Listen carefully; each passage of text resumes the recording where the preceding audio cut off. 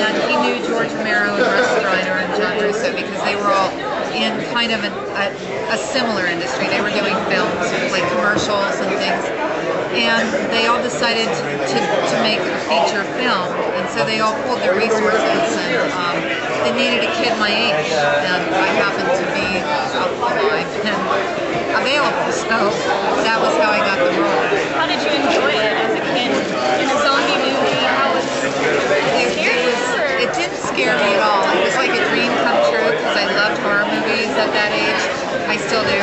But I started watching horror movies when I was about 4 or 5, watching children's theater. And so I was like, to get to be a monster in a movie was amazing.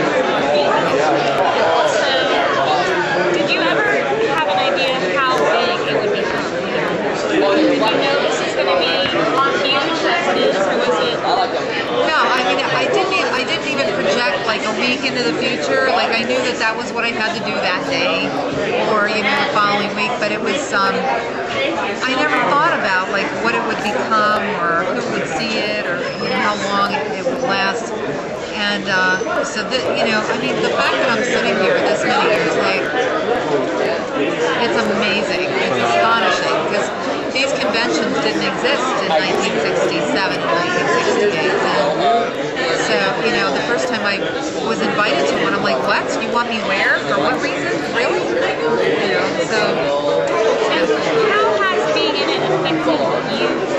Like I know you love horror movies, so did it just further that love?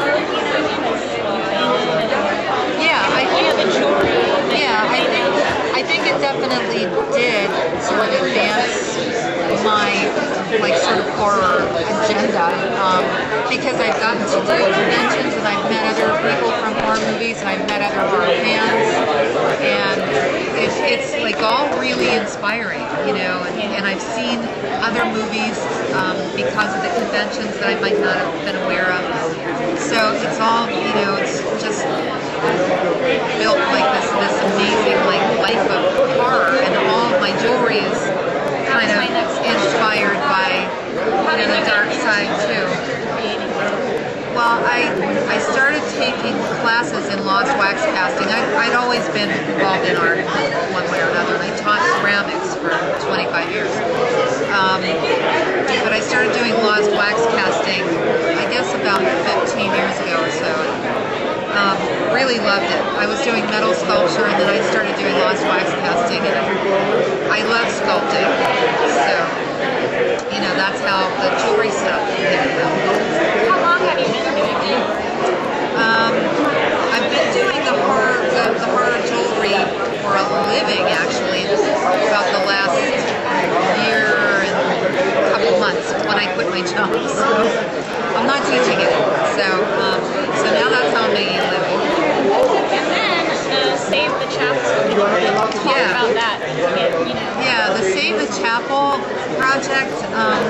There's a building in Evans City Cemetery, which of course is a cemetery for Night of the Living Dead, that I honestly never realized was a chapel. I thought it was just a building, like a caretaker's building or something, but it turns out it's a chapel.